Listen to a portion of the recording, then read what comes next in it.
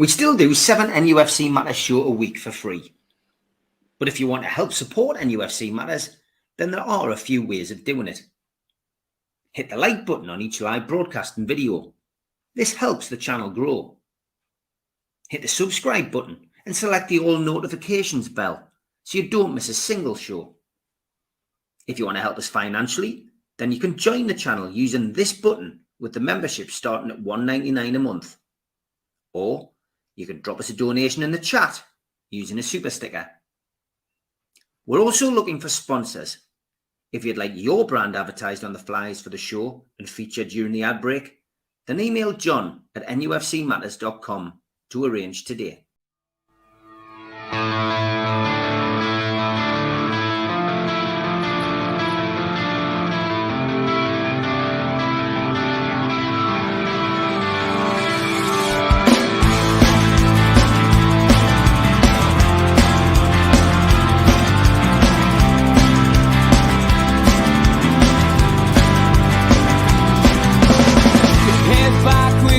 Attack. It feels like I've been talking to myself again, but it's the only way you're ever gonna learn. You look back and it's all in the past. I'm dwelling on the thoughts I cannot say to you.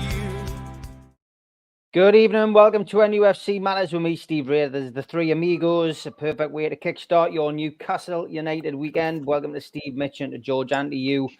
2 hours of the usual stuff on a Friday night, and lots to talk about as usual. The aftermath, I guess, of Paris is now settled down, but the VAR official was stood down after our show midweek, Steve. So Eddie Howe this afternoon was asked about that, how it makes him feel, and you know, he said what we all think. Well, it's a little too late now. Oh, that's the cat. Absolutely, of course it is. It's just that's the cat, yeah.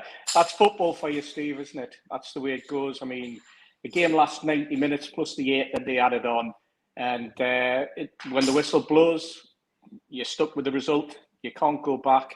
We just all have to live with it. Football needs to get its house in order. We all know that. Since they introduced VAR, it was supposed to be an improvement. We're supposed to see these sort of mistakes not happen. But I suppose you could say that people or the system isn't fallible. So this is what we're going to have to put up with. And I suppose the fact that the official has decided, or that they've decided to make the official step down for what was I think it was Wednesday night's game. This is just exactly the same that happens in the Premier League. So we'll live with it. We'll move on. I thought Eddie was very graceful in the way that he coped with it. I thought he was quite restrained. I think there were 52,000 Geordies back home, plus another 150, 200,000 who would have been screaming blue murder while Eddie was doing his press conference. But he was dignified as ever. So thank goodness for that. Well, lucky to have him. Definitely are. Hurry up, Alan McKenzie. A tea's in the oven, says Mozza. Classic. Mitch, good evening, mate. Sorry, mate. Too little, too late, mate. Eddie Howe, basically just matching how we all felt this week, just deflated from the way that it was dealt with, I guess. Absolutely, but I think the thing that we've got to take away from this is to handle this in a dignified manner. And not be like Arsenal. And Eddie Howe's response is so far from Arteta's response. It's unbelievable. But very believable because you know what kind of quality and class the man has. Arsenal fans have used this as another way to go on and on about it. So they've now gone to a lunar month of complaining about the decision. And I'm sure once the time Arteta gets the punishment you'll get, they'll take it past the calendar month. That's a joke. We understand, and we've always understood, English teams get some bad bloody decisions in Europe. They always have over time. It's one of those things. It's almost to the point where it's a strange trope. It's a little bit of a it just is one of those things that happens. I take away from this week, we were put into a so-called group of death that nobody gave any chance in, that nobody, well, that a lot of people wanted to take some schadenfreude out of it, having some come up and say that people who aren't in the Champions League this season said it's a travesty that they're in the Champions League. They're going to embarrass English football, and they're going to hurt our coefficient. We've gone to the last fixtures in that group and still have a chance to qualify. Think about that. That's the way we have to look at this. We can beat Milan and still go through to the next round of the Champions League. And how much would that piss so many of the naysayers off? And to quote a certain legend of the club, and I would love it. Absolutely love it. But that's what we've got to take out of it. This is the group of death that we were told would never get out of. How are Man United doing in their group at the minute, by the way? You know, and so who's embarrassing English football? And that's what we've got to take out of it. And you won't hear us, a lunar month or a calendar month, still going on about it. But I'm damn sure Arsenal fans will be finding a way to still be going on about everything. And then they'll ignite it all again when we go down to the Emirates. And it's a totally different way of dealing with it. But that, once again, comes from the top. It comes from the way that Eddie Howe behaves, conducts himself, and leads the club. And as fans, we can back that up and be dignified about it. This is probably the last time you'll hear me moaning about it going forward. Yes, it may come up in the future. If we come across PSG in European football again, we'll have a score to sell. And that's a fantastic little motivator, particularly with the Mbappe flapping his big chops about it and saying that. And then you've got journalists saying, well, with the expected XG of 4.49, maybe let's talk about that. Well, no, let's not talk about that. Because football isn't played on a spreadsheet. And that performance, given the injuries we've got, given the state we're in, given we had a 17-year-old in the middle of the midfield, who conducted himself brilliantly, by the way, we need all the plaudits and then some. And because of that decision, we're not necessarily getting the praise we're due, because everybody wants to focus on that. This should be the last week we should talk about this. And going forward, the next thing we'll talk about is Man United. Let's go to the next game and go on and not go on about that shite. Because at the end of the day, we know you get dodgy decisions in Europe. I'm actually still far more pissed off about the 8 minutes of added on time than I am about the penalty. Because I genuinely didn't know where he pulled that out of his arse. You know, we looked at each other in the bar and said 5, maybe 6. And then when it was 8, it was like, where the hell's all that come from? So let's just, you know, take the positives from it, and we'll move on to the next game the way Eddie is doing it. And so we take that lead from our manager, and Arsenal fans are taking their lead from their manager, and I think that says it all.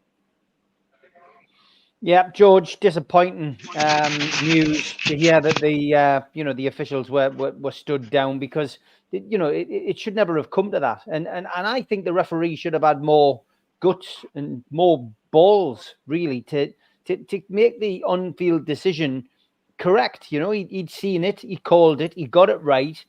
You know, every time you go to the TV, you don't have to change your mind, and I think that's where referees need to start growing a pair.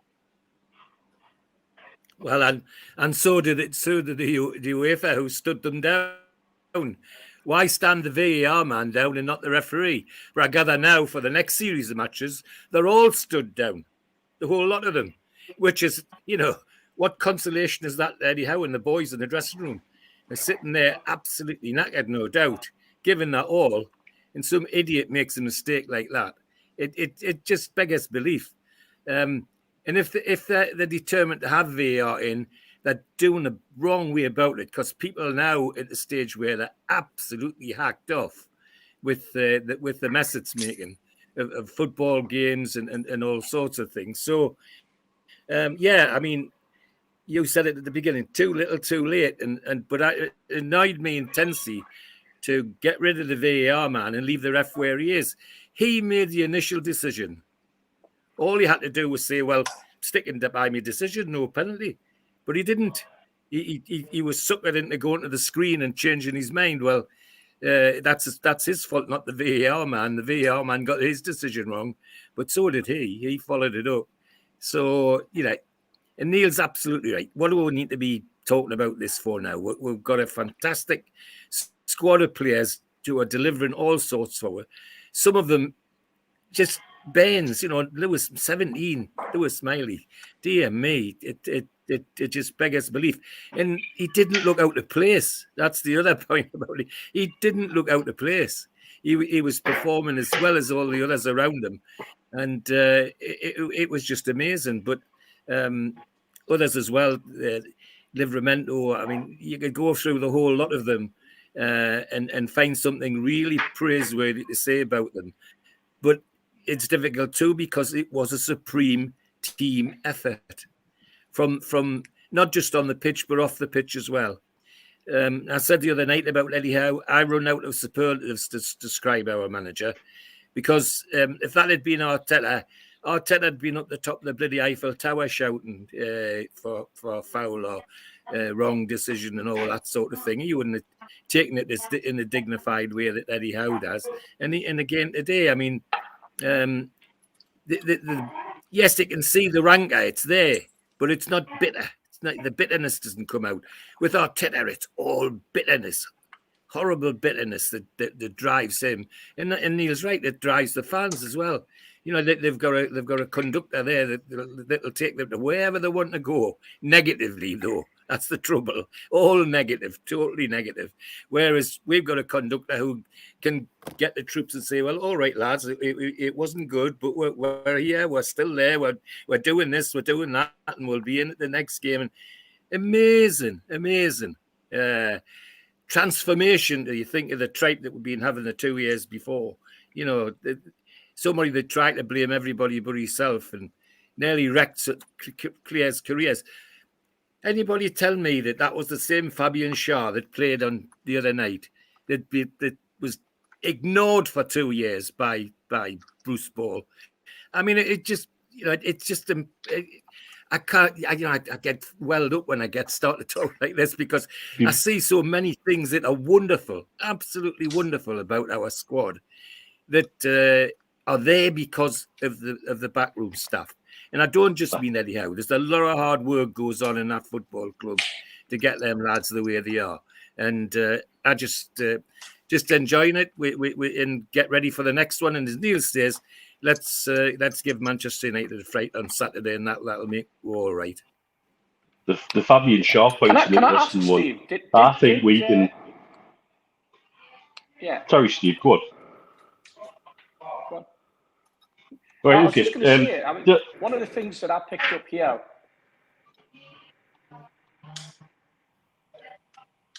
Yeah, one of the things I picked up here was the fact that the referee made the call that it was a goal. He then gets told by the VAR to go and look at it. And apparently, I mean, I don't know whether this has been confirmed back in the UK. Obviously, I'm over in Dubai at the moment. But it would appear from some of the TV channels that I've subsequently watched and some of the newspapers that I've read that the referee, the referee was only given one angle. He made the decision very, very quickly, but he was only given one TV angle. And it was the TV angle, basically, that was frozen that showed the ball hitting the hand. Now, we get condemned in the UK for the referee taking 4 or 5 minutes and the VAR taking 4 minutes to make a decision. And it's being shown from numerous angles, and they're showed from the top, the side, the bottom, the left, the right, behind the goal, in front of the goal. You name it, they seem to have a camera on it with ridiculous angles as well. By the way, I'm not saying that it's perfect, but UEFA just made the decision to show the referee on the screen it from one angle and one angle only, and naturally that the referee, who I thought had a really, really good game, by the way, I thought that he was top notch. I thought he handled the pressure really, really well. And then also to find out that having been surrounded by 8 not one, not two, but 8 PSG players, and with a microphone apparently around the pitch, with people booing into it, that was being boomed around the stadium as well, according to one of the articles that I read. I find the whole thing as though it was stage managed, although it was designed to give them something, to redeem something, to keep the competition open for PSG, to keep the pot boiling, and to basically have a go at a UK team, because there is, let's face it, an awful lot of animosity towards the English clubs in the Champions League because of the financial situation that we find ourselves in, where we are way ahead of the rest of Europe in terms of how wealthy our clubs are and the amount of TV money they get. And I think some of the European clubs resent the money that Europe has to hand over in terms of money for the success that we have in that competition. Go on, Mitch, you were going to make a point. There's a slight delay between you and Steve just because of the internet, sadly. Just the whole point about Fabian Schär and Bruce, I think we're not speaking out of turn now when we say we know that one transfer window they had bags packed and ready to go. It was just waiting to be told, go to the airport. Yes. And it didn't happen. It fell through from the was it Lazio, I believe. It was certainly an Italian team. And now look at them and look at them alongside themselves. Our centre back pairing in the Championship are now bossing the game in the Champions League. It's mind blowing. But that again is what our manager's doing. There's not a single player hasn't improved under Howe. Not one. And that is immense. And again, there's so many things that we have to, take on board, take away the positives. And like I said, I think this is the last day I really want to talk about it. We'll just go forward and take it one game at a time the way the squad is. And we'll give it our all. And there's no doubt they will every game. Okay, questions coming in thick and fast as usual. Got a couple on the internet as well. But I'm gonna go to Tom Hogg now, Steve, and he says, "What are the lads' views on the ideas of sin bins they are bringing in? I mean, sin bins, Steve. It's it's suggested that they follow this this route that they have in rugby, for instance. There'll be a 10-minute spell where a player goes off for dissent or something along those lines. I mean, are you a fan of sin bins coming in, Steve? John says, I'm not. Sin bins would be a disaster. Teams playing defensive until the player is back. Yeah, I think it's an absolute farce. I think it's another example of tinkering with a system that works perfectly well. That's what referees are on the pitch for. That's what the yellow card's for. That's what the red card's for. You don't tinker around with, it's a minor infringement or anything like that. It's the thin end of the wedge, and if it comes into the Premier League, then you know what's going to happen next. Next, we'll be playing in quarters rather than halves. It's very much, it's the sort of thing, I think that, if I remember rightly, along with the ridiculous situation of not having a proper penalty, but having a run from the halfway line that they brought in America, I'm sure someone's going to bring in that suggestion again. It's the sort of half-baked idea that you get from Americans. It's the sort of half-baked thing that people in the Premier, in UEFA, in IFAB are now scrambling around trying to justify their existence, if you like, in terms of a rule-making body or a referee's body. Concentrate on the discipline, concentrate on having a go at what happens on the touchline, concentrate on what happens when players surround referees, show the cards, slow the game down that way, slow the indiscipline and rid the game of the indiscipline that way. Give the referees the power again, but don't have it where you can come back on after 10 minutes.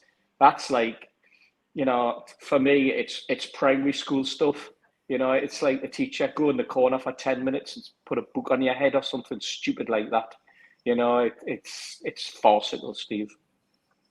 It is farcical. Sin bin's coming in, Mitch. It's looking as if it's certainly going to be pioneered at the top end. We can't even introduce VAR properly. we've caused enough problems introducing VAR. And do you know what sin bins effectively do? Again, it's covering up for poor officiating, for referees who are not strong enough to have the courage of their convictions to make a decision. It gives them an option, a get-out clause, to say, well, I'm going to, I might want to send them off, I might want to book them, or I'll sin bin them. And that's what will happen. It'll become a get-out clause for a referee who really has already lost control of the game. How many times do you see someone get a yellow card in like the second minute, and then they make another challenge in about 15 minutes, and it should be a yellow card, and the referee walks away and doesn't give everything? That absolutely gets up my nose. Unless we get away with it, obviously. But it's not right. If it's 2 yellows, it's 2 yellows. Whether it's in the second minute, the 5th minute, the 20th minute, whenever. The referee should have the authority and the courage of their convictions to make a proper footballing decision. Giving them something like a sin bin to turn to just gives them a get-out clause, and again erodes the authority of the referee as much, in my opinion, VAR already has.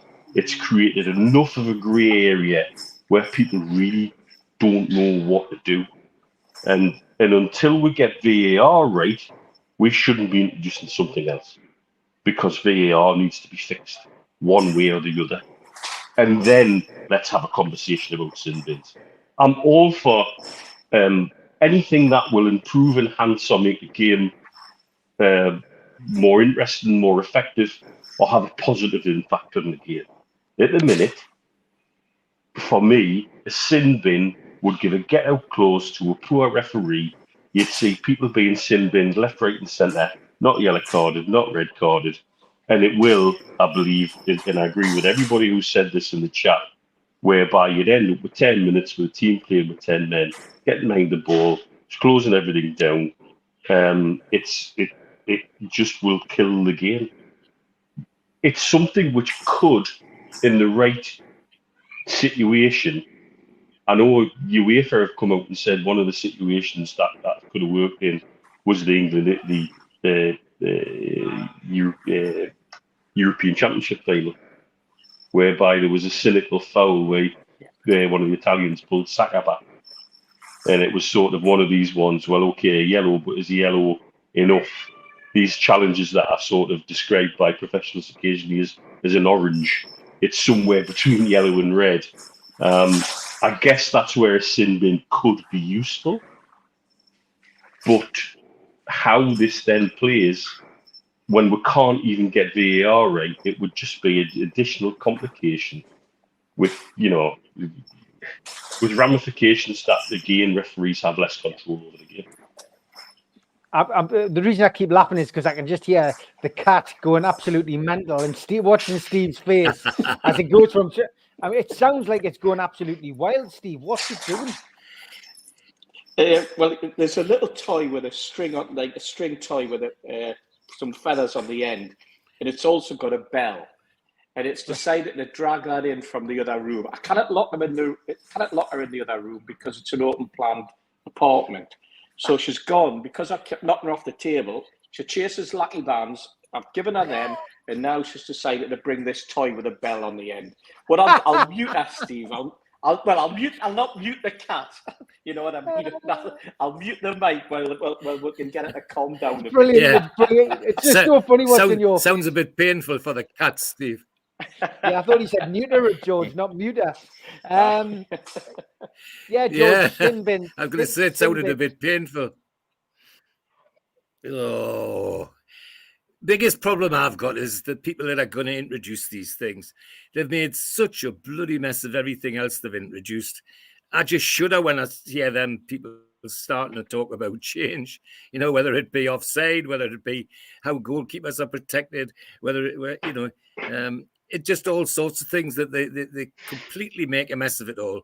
So the notion that they could handle that on top of what's happening with VAR, because VAR's got to be in danger, hasn't it? It's in such a bloody mess now. It's either improve it and fix it or get rid of it. It's an embarrassment. anybody that watches any rugby, what exactly happens in rugby is exactly what John and others on the strap have been saying. The team that loses the man plays defensively for 10 minutes. You can see it on the rugby pitch as well. So it'll happen the same in football. That's for sure. Nobody's going to, volunteer to have their heads chopped off when they've got 10 men, when they can kick the ball about and waste the time for 10 minutes. Then there'll be an issue about wasting time. There's already enough issues for me about wasting time. Goalkeeper's number one for me. Goalkeeper's number one. This bloody thing that Pickford started, where every time he gets the ball, he dives on his chest and holds the ball and lies there looking around as though there was somebody going to kick his head in. Well, it's ridiculous. Everybody, including Pope, will do it now. Every chance they get, it's 30 seconds on their belly on the turf, and I'd want that get rid of it more than some of the things that they're talking about. And they bring in this, there's the new, when they brought in the new goal kick thing that you could pass it to your defenders in the penalty area so they could play the ball out. Well, Chelsea on Saturday, I'm glad they did, because every time they did it, we nearly scored. But really, it just... Now, if they'd got a serious panel of former players now who are thinking about this, then we could at least take it seriously. But if it's the people that doing all the things now, no thank you, got enough problems. The only thing then with the former players is if you happen to get a Tommy Smith or a Norman Hunter on the panel who spent a life kicking pits out of people. No, it's a nonsense for me. I'm sorry, it's a nonsense. Hasn't though the fallout from the Arsenal game showed that if you had a panel of former players, it would inevitably end up with bias? Yes. Because yes. who are the players shouting the most in support of Arteta? Well, those would be the ex-Arsenal players then. And that's the challenge of something like that, is getting people who are properly neutral. You'd have to scour, probably through players who've had, and ex-managers who've had great careers at lower divisions, who've got no connections to the Premier League clubs in any way, shape or form. And that'd be bloody difficult. But because the minute, say, you had a panel of 3 ex-players ruling on something, and it was something involving Arsenal, and 2 of them were Martin Keown and Paul Merson, you'd just go, well, that decision's done then, isn't it? And it's very, very difficult. I get where you're coming from, but it's really difficult to get proper neutrality. People who have got the balls to leave personal bias behind and do what's right for the game. The game repeatedly shows, no matter how we do it, whether it's individuals or clubs, owners, managers, when push comes to shove, it reverts to self-interest. They can't work together for the betterment of the game. Everybody wants their little bit of the pie left, and it's somebody else's problem. It's them, and it's them, and it's not me. I'm doing everything great. Look at what Everton's. I've got to say, Everton's fans advisory board letter to the Premier League about their points deduction. I'm going to tell you this right now. I've openly, people know I've applied to join the Newcastle one. If ever I put my name to a letter like that, I'll resign immediately. That letter is appalling, absolutely simpering claptrap. And again, it's everybody else's fault, because when push comes to shove in football, everybody reverts to self-interest. Sorry. I'll tell you what it's also shown. It's also shown how many ex-professional footballers who call themselves pundits don't know the laws of the game. Yes. They haven't kept themselves up to date with it. Absolutely. That's embarrassing. And also, not only them, but those people who are employed as a job to write and study the game and to tell us what's going on in the game. Reporters, top reporters, who again don't understand and have never probably picked up the rules of the book, the little booklet of the rules of the game, or the laws of the game, whatever you want to call it. It's fascinating. it's absolutely fascinating to see us go through this. But you know what? It's the powers that run the game. It's no wonder, is it? I mean, this is a bit of an anathema to me, but it's no wonder that you get the situation of people at clubs demanding a Super League, a European Super League, because at the end of the day, it was to break away from the suits in UEFA. You've got to remember as well that our Premier League was brought in to break away from the suits of the FA. You know, look at the state of where the FA are now. You know, they're even losing the Women's Super League. That's going to go its own way, and it's going to be outside of the people who were genuinely supposed to govern the game. And you know, we've gone on and on and heard for the last 2 years, if nothing else, about football governance and the need for an independent regulator. The independent regulator was supposed to be the Football Association.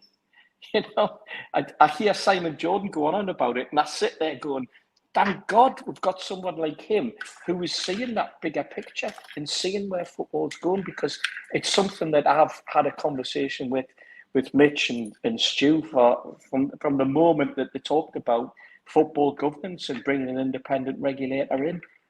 Hang on, we've got the FA. That was their job. But they abdicated it all when they handed over to the Premier League. And it's no wonder when you hear of people like IFAB and various other people in UEFA, and you see in UEFA, you see Seraphim sitting there with the head of PSG, and then all of a sudden he's disappeared in the last 8 minutes. And I'm no conspiracy theorist, although I am sometimes. But you see that going on and you think, no wonder certain other clubs wanted to get away from that. No wonder they're demanding that we have a totally different body than UEFA running European football. I'm not advocating the European Super League, by the way. I'm just pointing out you can understand why certain people would want to do that. Big shout out to Melly Barnes, who's in the chat tonight with his new channel, Talking Turf. If you want to click on that, give him a subscription. He started his own podcast, and I'm sure we'll have Melly on probably on Monday night to go over the weekend's game against Manchester United. I've got an apology to make as well, Julie, first of all, because I took away Troll of the Week because it was becoming a farce. There wasn't anybody trolling us anymore because I blocked them all. So I did take it away. But that little bit of music is always going to be there. We'll always remember it. And just for you, Jules.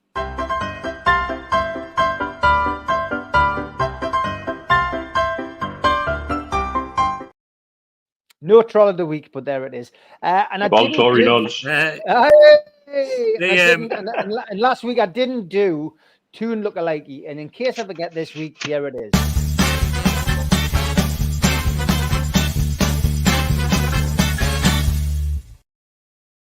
All right, some good lookalikes. And whenever there's a win at Newcastle, I always get this, at least 2 or 3 names off different people.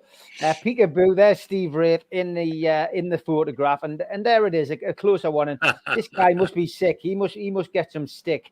Amanda and Jamie next to Steve Wraith. But you notice Amanda, Dad, and Jamie did get in on that photo last week. Eagle-eyed, people saw them next to Eddie Howe.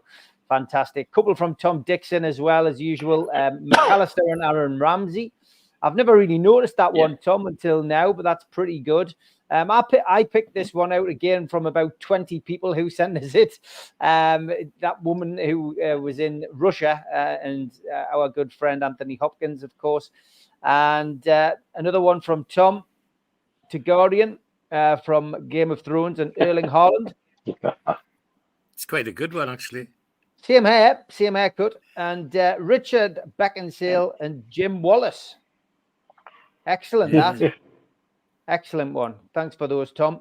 One's from Rita. She sent us in a doubler. Mbappe and Ninja Turtle. Very good. And PSG goalkeeper Donnarumma and Amir Khan, the boxer. Rita, thanks as always. Good to have you back. You've been missed. This one from Stu Penman, Sam Allardyce and Baron Greenback from Danger Mouse. Took him a while to get that over to us, but he got there in the end. Emery and a vampire. That face. Yes. Vincent Price. Nico Kovac, the Bayern Munich coach, is quite the doppelganger in Hollywood star Joseph Gordon-Levitt. Excellent. Yeah. It is.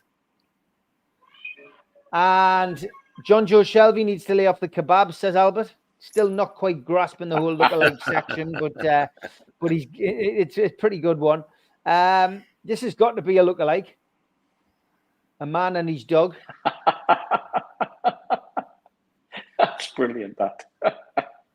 And Julian Lescott and Star Trek Star Worf. We always get this sent in. It's one that's done the rounds about 25 times on this program.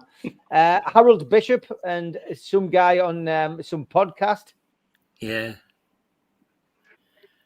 And that's pretty good with makeup and without makeup. That is good, that. Miley Cyrus and is that Justin Bieber? Justin Bieber, yeah. Mitch, got one of Mitch here from Paul Tweedy. Evening, my friend. Look like it's a Friday. Mitch dancing after Goodfellas night out. I'm glad he didn't. Obviously seen us. I'm glad that photo wasn't any bigger. This one was just sending in a random photo of me. I mean, I've got a goatee beard, but I haven't quite got the full beard there. And then we had a selection of Hasties send in. I've missed these. One from Rita. You know who, she said. You should be back, guys. Another one from Albert. Hasties lost. Yeah. And hey, Hasties pulled a cracker this time, says Stephen Kennedy. And I apologize in advance, Steve. I apologize in advance because I found this one of you on the internet this week. All right. Steve, that's very look at it. Look at the face. It is. That's pretty good likeness, that Steve. You got to admit, without the beard, that's a good likeness. Bring some cotton wool to Brooklyn tomorrow night. We'll reenact that. We will, right. Sergio Ramos and a young Joseph Stalin. Yeah, good one. This one, D. Schneider and Sarah Jessica Parker from Jimmy. Thank you for that, Jimmy. And actor Sean Bean and hardman David Batty in his youth. Pretty good. I get that. Jonathan Green, thanks for this one. Clifton McCabe, Murray, and Nick Pope. Not bad either. Not bad. And this one from Sutty. Yeah. He said, ever wondered what became of the actress who played Annie? Mick Hucknall and the girl who played Annie. Very good. Grace from I'm a Celebrity and Christoph Waltz from Inglourious Bastards. Hi. And yes. I'm gonna give these the top two. I think that's pretty good from Stephen Kennedy. It's not bad. It's not bad. Could be father and son rather than look alike. But the winner this week, and he's been a man of the moment this week as well, to be fair. Lewis Miley and Anakin Skywalker. Love that, Lee. So you've got Toon Lookalikey this week. If you've got any Toon Lookalikes, get them sent in to us, and we will get them on the show. Thanks very much.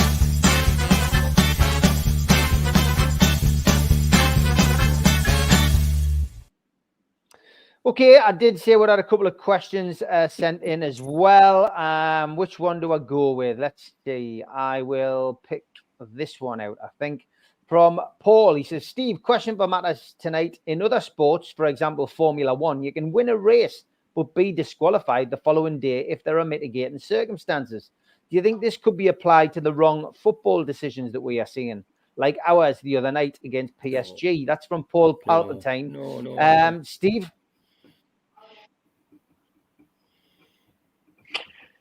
I think it would just kill the game. I think you would end up with the likes of Mourinho constantly putting in appeals, Arteta constantly putting in appeals, and I think it would just drag the game down. And how long would it take us to have a decision made? If it takes 5 minutes and 6 minutes for VAR, would we wait a week? Would we wait a fortnight? It's not. That's not what the game's about. It's a decision in the moment. You have to live with it. We have to. It's a grown-up game. Motor racing's all about mega money, and it's all about technicalities, and it's all about 2/3 of a second, 0.001 of a second, etc. For me, no, we don't go down that line at all, Steve. Please. Okay, Mitch. It's the nature of the game and the nature of motorsport is that some technicalities can be worked out after the event. So if you get to the end of the race and suddenly you're found to be underweight, or you're suddenly found to have the wrong type of fuel or not enough fuel left in the tank, etc., then those decisions can only be made retrospectively. If we start putting retrospective decision making into the game, look at our season. Potentially, we could play something like 67 games this season. If we're then told to replay 5 of them because decisions have been made badly in them, who does that actually hurt the most? Us. We've got another 5 games, potentially against top teams. Football's never worked with an ability to apply something as drastic as changing the result of a game retrospectively. It frustrates everyone when wrong decisions get made. It always has. It always will. The introduction of VAR should have made this better. And it turns out, because it's been done in such a cack-handed way, it's made it worse. Which I'm quite sure is the last thing all the rule makers expected and everybody involved with VAR expected. However, that's up to the people who make the decisions in football to take ownership of and do something about. If we go down the route of applying retrospective punishments, retrospective cancellations of games or replays, then the game really has gone. We just have to, and this is where I think Postecoglou's comments a couple of weeks ago was spot on. Sometimes we've just got to say referee's decision is final. I put my big boy pants on and get on with it. And the sad thing is, it seems to me, and this just feels such a weird thing to say, there's only us and Spurs seem to have that mentality in the top flight at the moment. Everybody else seems to be looking for, I want a replay, I want this, I want that. The entitlement is pathetic. But that's how desperate some people are, either to stay in the league or to stay remaining within a race to get to a better position for Europe, etc. And that smacks of something within the game at the minute. That's a problem. We can't go to applying things like that retrospectively. That will genuinely destroy football, in my opinion. George? Yeah, I mean, I should our horrors would have to even think about it. Let's remember what we're doing. It's 11 against 11 who can kick their self to pieces for 90 minutes, shake hands at the end and go home and forget it and have a pint and argue about what went wrong later on. But the next day it's gone. It's gone. That's how it's got to be. If we dwell on it like the way they're thinking about, Neil's right. It'll kill the game. People just get fed up with it. Anything like motor racing and to a lesser extent horse racing, where there's technicalities for after the race, then you can understand that, and you get the statistics and the engineers and the designers all having their say. But there's only one thing to design in a football: stick the bloody ball in the onion bag. That's all we want.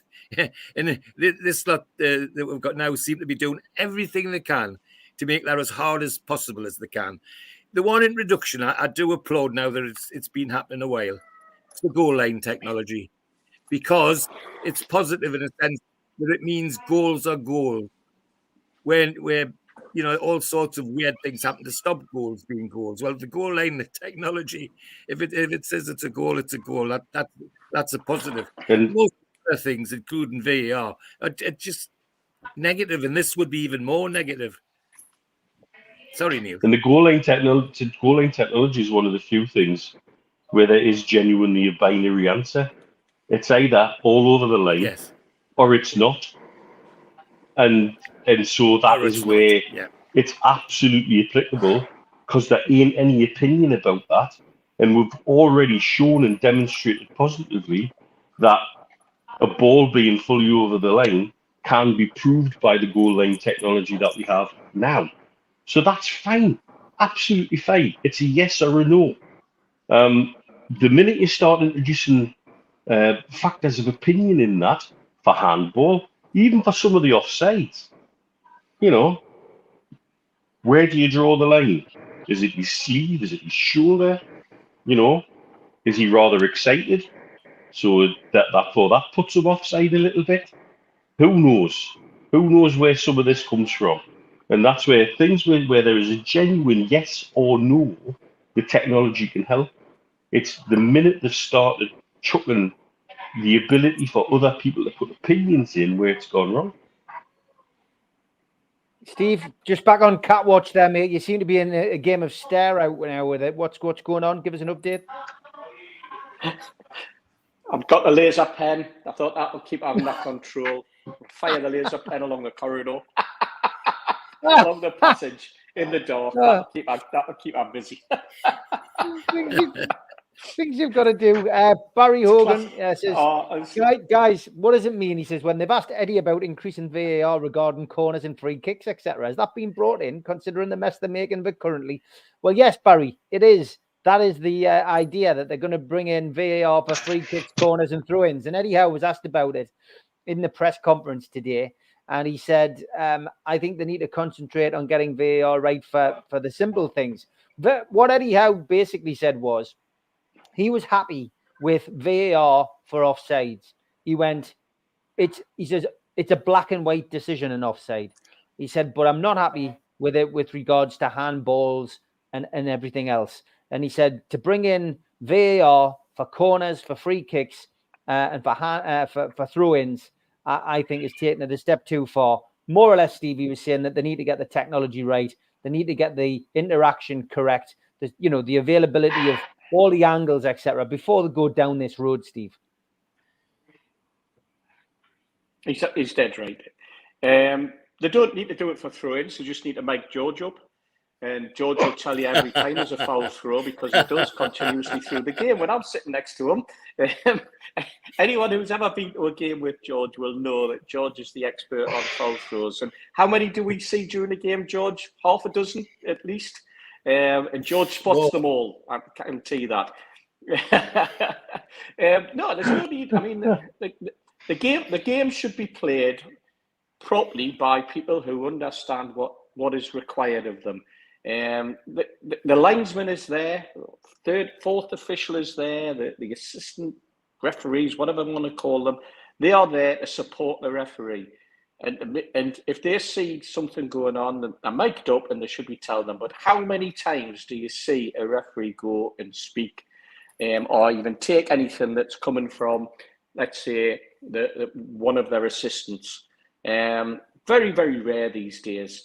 I remember back in the old days, I remember watching a program, Steve, and it was one particular referee, and the BBC followed him around during the game, like before the game and after the game. And I remember his little chat with these two linesmen, and he said, I'm the referee, they're my decisions, and you just flag to agree with them. And I think for an awful long time, that was the attitude of referees. They're the man in the middle. They're the ones who have to make the decisions, and the other people are there merely to support them, whether they're right decisions or wrong decisions. And I think it's taken an awful long time, and I think there are still referees out there that don't use the support that they have around them.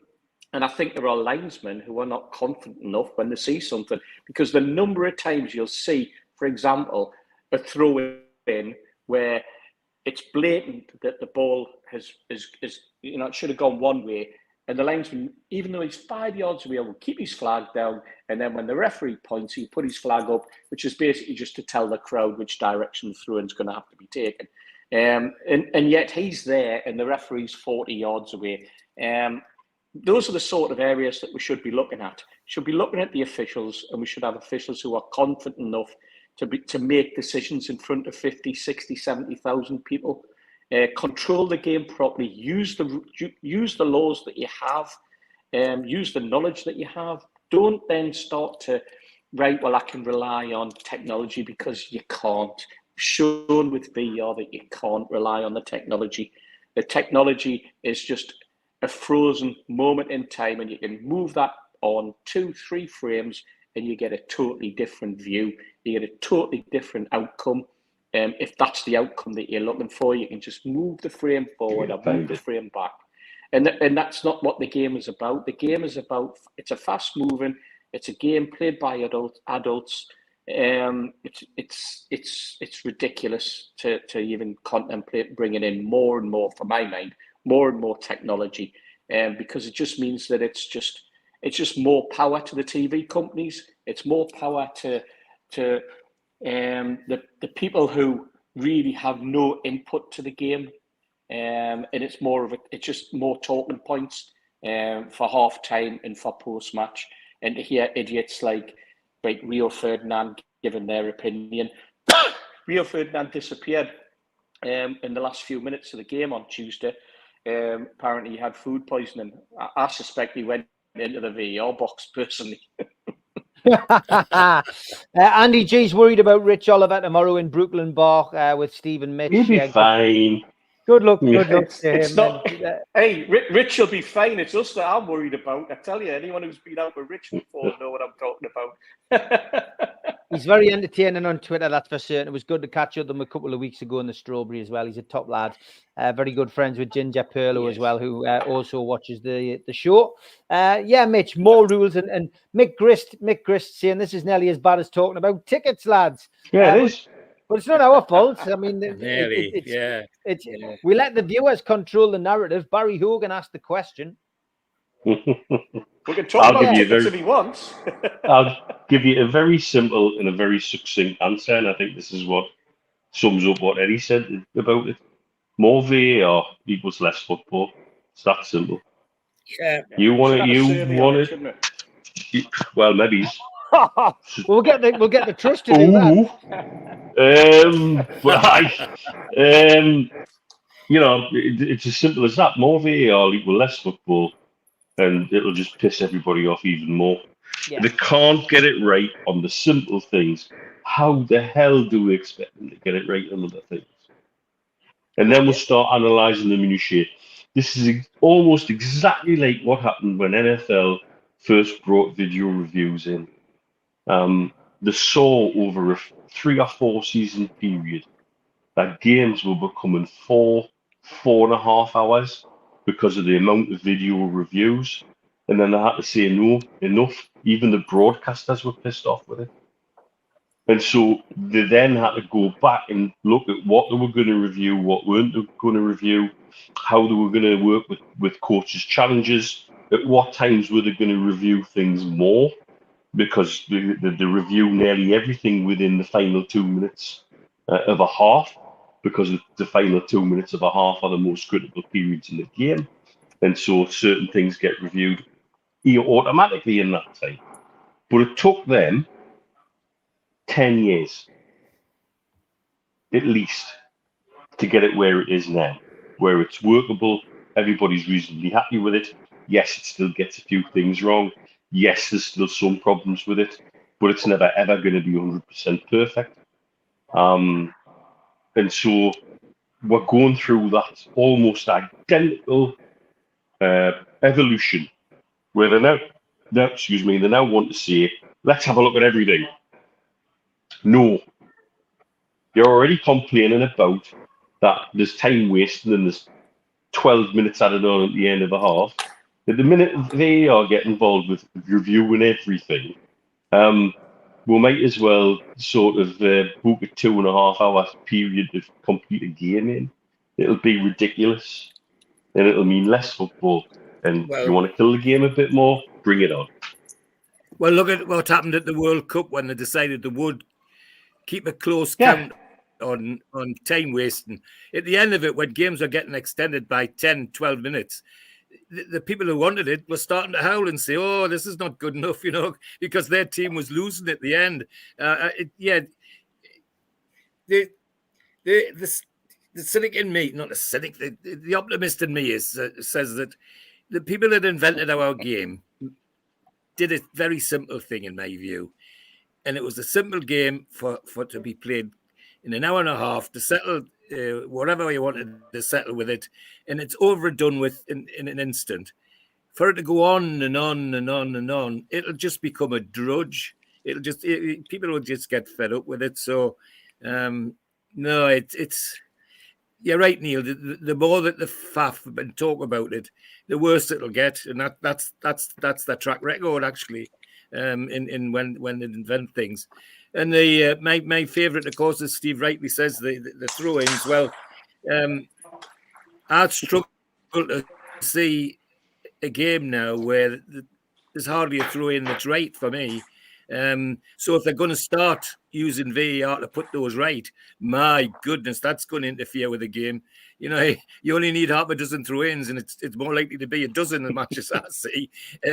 Retaken again and again and again. How many times do they take them? And then do they start to say, well, if you get it wrong twice, you get a free kick? That's the next stage, isn't it? Give them a free kick instead of a throw. No. Let's get on with a proper game, a game that we know. Take some of the rubbish out that they've shoved in now, like how they've messed about the offside rule, which I detest, because so many times I see players go through, not obviously offside, and if the linesman puts the flag up, the game's stopped, but they don't, they go on, and the next thing you know, that player's injured. Or like happened to Callum Wilson at Villa. He goes through, and he gets upended, and it should be a penalty. But it can't be a penalty because he was offside 10 yards further back. Absolute nonsense. Absolute nonsense. Okay, halfway through the show, time for the ads. A big thanks to all our sponsors. Skips and Bins, telephone 0800 25 45 25 3. Email inquiries at skipsandbins.com. Website skipsandbins.com. Easy contract free and pay-as-you-go waste collection. A big thanks to Mr. Vicky's sauces. They are handmade in Cumbria. If you want to order some of these sauces, call 01768 210 102 or go to the website mrvickies.co.uk. Thanks again to United Group Travel. They are a UK coach holiday firm and they are based in Morpeth with pickups throughout the northeast. No strangers on our tours, just people you haven't met yet. They're on Facebook. They've also got a website, unitedgrouptravel.com, or give them a call, 01670 632 460 or 0791 666 4174 or 07957 141 654. Big thanks to Darren Baldwin Funerals. They're an independent funeral director based in Gateshead. You can find them at their website, darrenbaldwinfunerals.co.uk, or give them a call, 0191 478 2730, or email Darren at darrenbaldwinfunerals.co.uk. Big thanks to Neil and the lads at Media Arts for all the help with the video side of things. And a big thank you to New Workwear. You can find them at newworkwear.com. If you want to help the channel, then please subscribe. Hit the subscribe button underneath today's video. Hit the thumb up, which helps you like the video, and please click share and share it to your other social media. We're also available as a podcast on iTunes, Spotify, and other podcast providers. If you want to help the channel, you could take out a one-off membership. You get a cup, a pen, a membership card, and a scarf. It's a £25 one-off fee, and you can go to nufcmatters.com and click membership, or put your smartphone over this QR code, and it will take you straight there. We also help the food bank on this channel.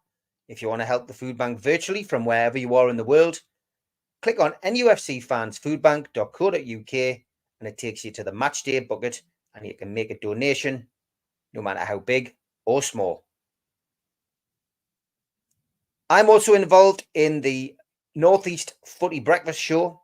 You can find us on the nufctoontalk.com. I do Monday to Friday with Ted, the Sunderland fan, and Rye, the Borough fan, and Radio Dad Dave. Lots of fun, 7 till 9 every morning. Give us a listen. You'll not regret it. We also help support people in the area who are putting events on. An evening with Nobby Solano takes place on the 19th of January at the Tyneside Irish Club. And an evening with Peter Beardsley takes place at the Tyneside Irish Centre the week before, on January the 12th. Tickets for both events are available on Voucher and would make fantastic Christmas presents for anyone of a black and white persuasion. And congratulations to Dunnell, who's got a ticket. Unfortunately, the ticket is a parking ticket, not a ballot ticket. So congratulations, Dunnell, and commiserations at the same time. Okay, we've got a few other questions which aren't ticket related and aren't VAR related. Sean came in with this one earlier. Thoughts on Tino, folks? For me, he needs to continue playing game after game. He is so special, Steve. And Tino Livramento played at left back. He's played at right back. He's played right midfield. He's played in the middle. Eddie Howe picked him out for special praise this afternoon. When Dan Burn comes back, is he going to be in the same position as Matt Targett was when he fell foul of injury and Dan Burn replaced him? I don't think he is, Steve. I think by the time Dan Burn's fit, Tino will have that position boxed up for him. It's really interesting. Everybody said that Tino Livramento was a right back. He was there as cover for Trippier. Plays his first couple of games, first couple of opportunities, and he plays at right back, and Trippier moves to the left very quickly. And in two really, really important games, Howe then had the confidence in the lad to move him to left back during a game, and then as a starting position as well.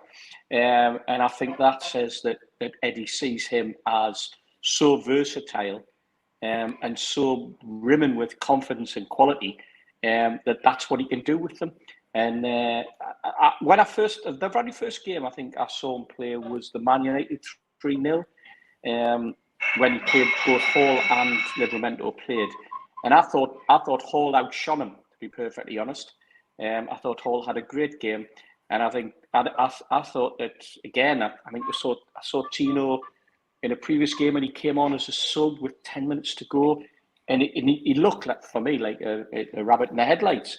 But once he probably spent a couple of months in training with the lads, a couple of months getting to know his surroundings. And I also know, the fitness regime that he's been going through, and the fact that he's obviously a really dedicated young man who wants to be at the top of his game. I think that says an awful lot for him. And I honestly do think, Steve, that whether it's right back or left back, he will cement a place in our team, and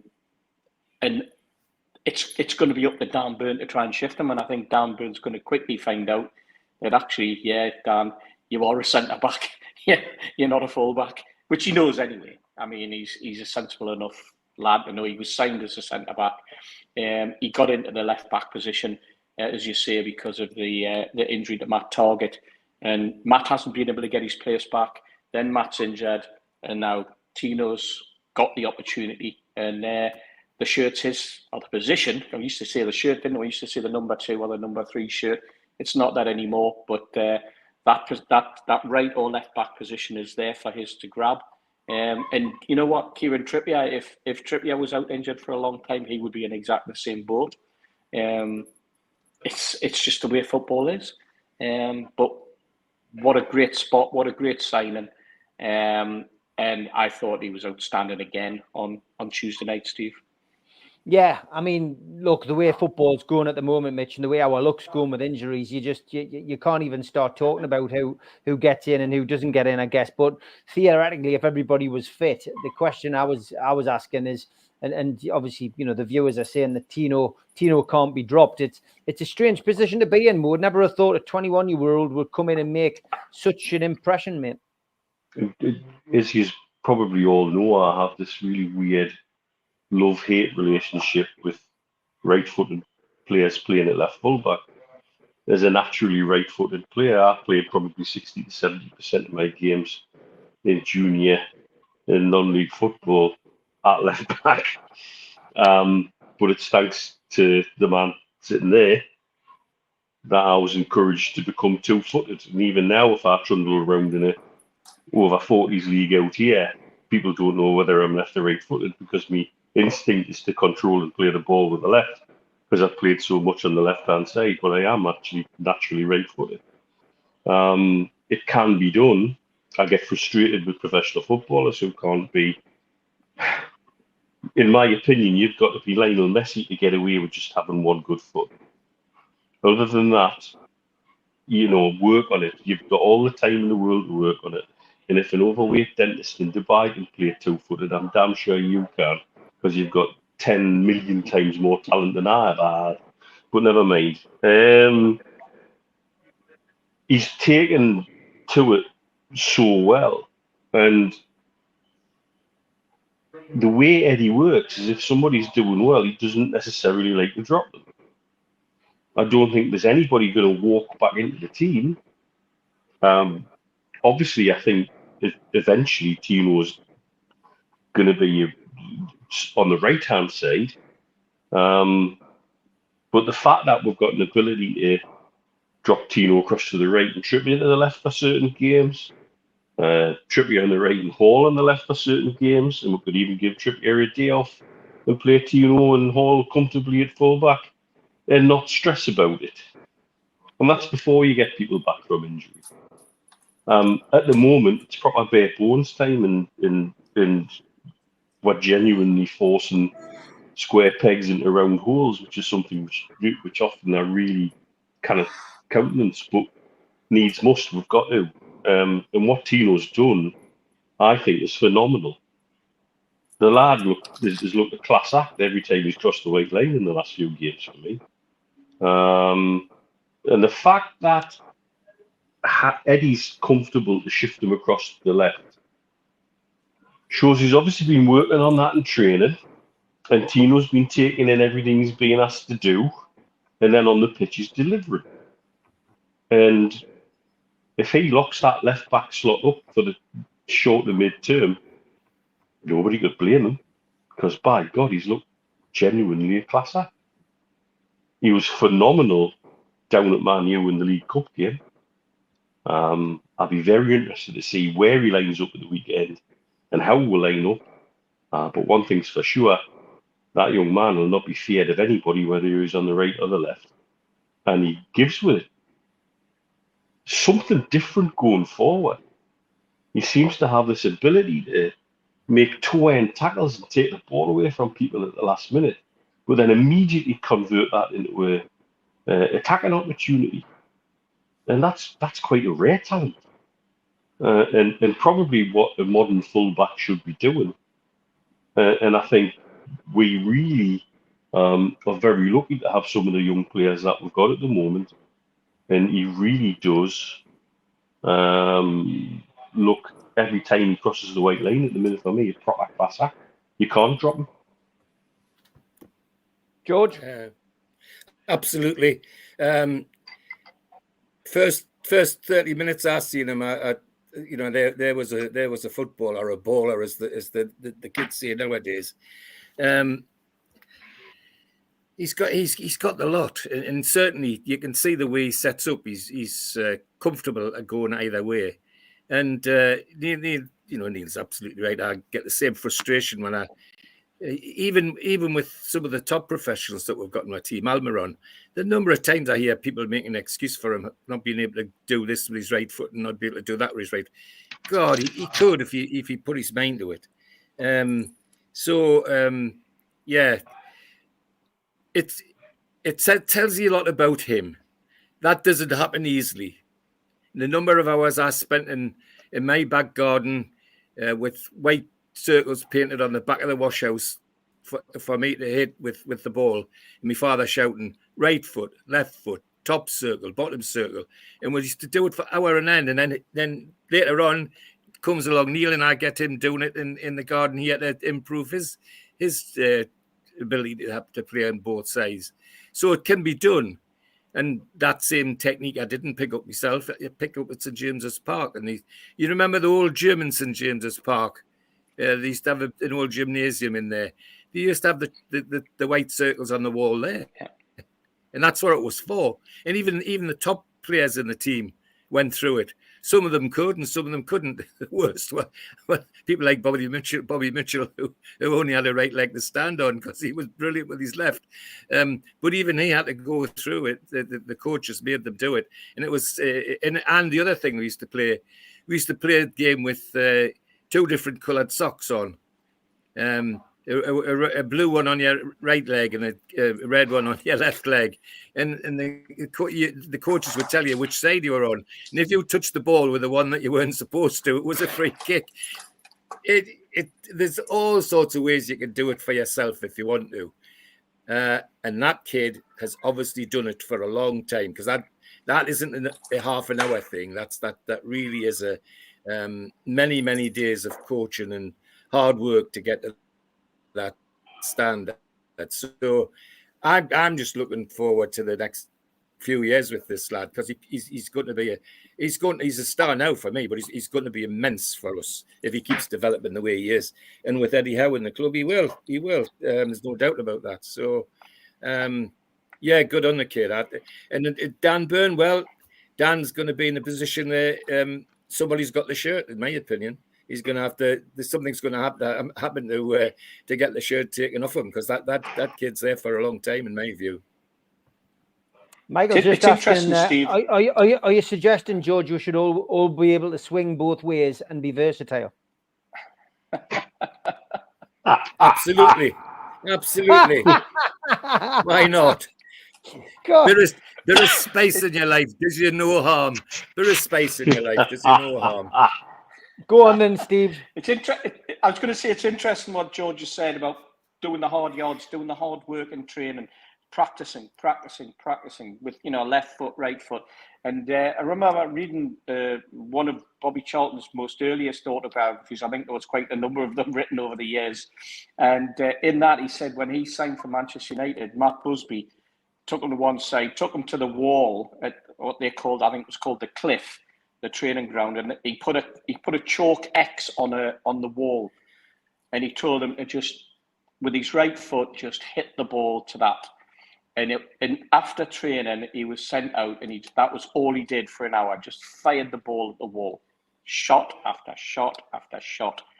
And he did that for about 6 or 8 months.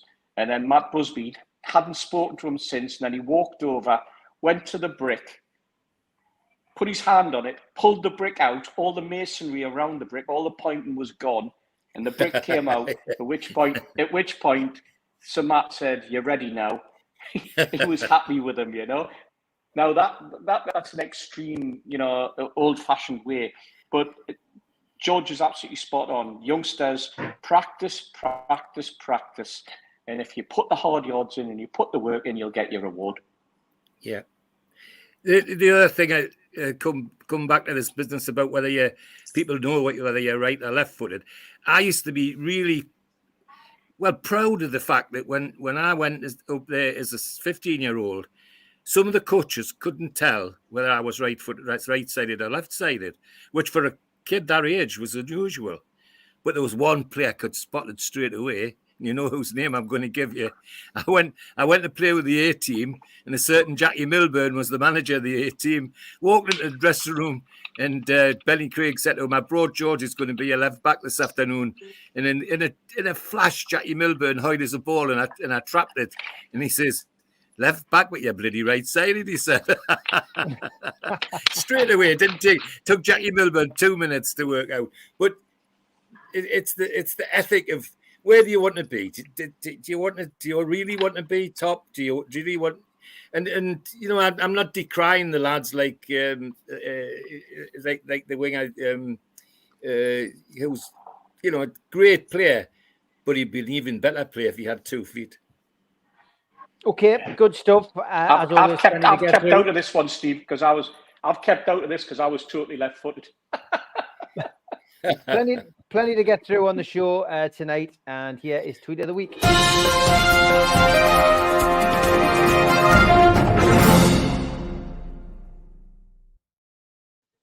And Christmas is in the air, don't you just know it? And here we go. Great to see Mary on the keyboard and Joseph on vocals on this year's Christmas stamp.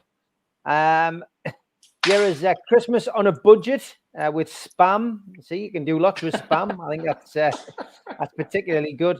And as I forgot to give the warning out, probably now's a good time. If you're easily offended, it's probably a good time to go for a wee, or go and put the kettle on, or go and do something less boring instead. Christmas presents. Here's one. Robocock, dead or alive, you're coming with me. Interesting. And this one as well. This is the last time I order an album off Temu, says Alan. Savage Garden, and he got that. Historic photo here of children listening to Mariah Carey's All I Want for Christmas. And look carefully at this photo. Who on earth plays leapfrog in the snow? Oh, dear me. And Greg's breaking news. Theologians point out that Lord Jesus backward is spelled sausage roll. Very good. I like that one. And first Christmas decoration is up. I still don't understand why the police were called 3 times.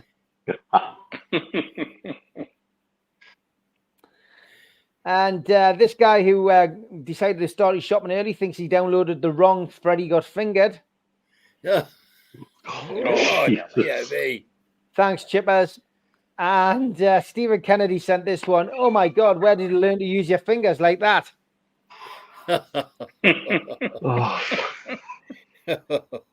Great idea this for keys, guys. Just a little life hack to know which key goes in the front door and which goes in the back.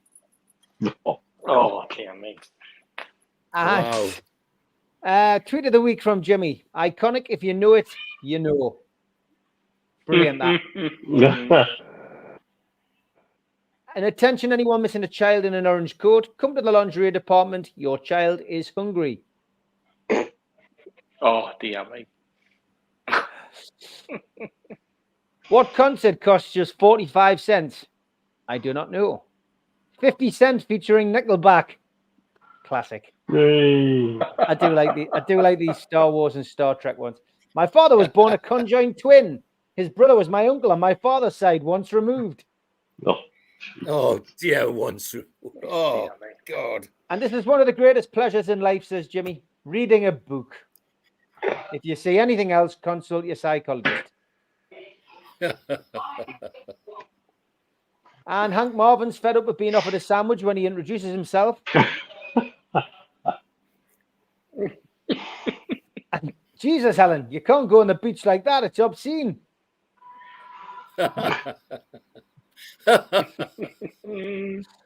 And Kevin was starting to think that maybe his mum wasn't coming back. That was funny. Brilliant.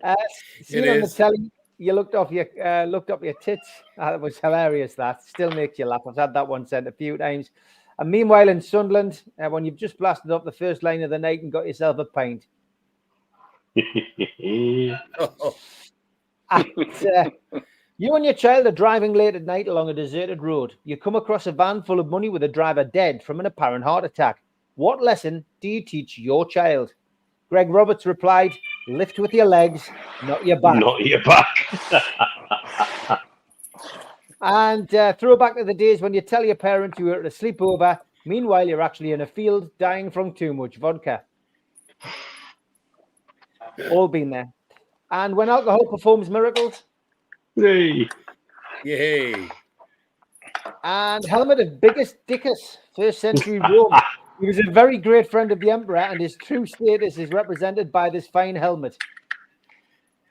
If you polish it, you can see your face in it. I bet. Italy, footwear, Spanish footwear, Indian footwear, Sunderland footwear. No. And the wife said, "Here's £20 to get the dog a jacket. If there's any money left over, get yourself a beer." And I'm deaf. The old man says, "Don't worry about it, Sonny. I don't hear too well either."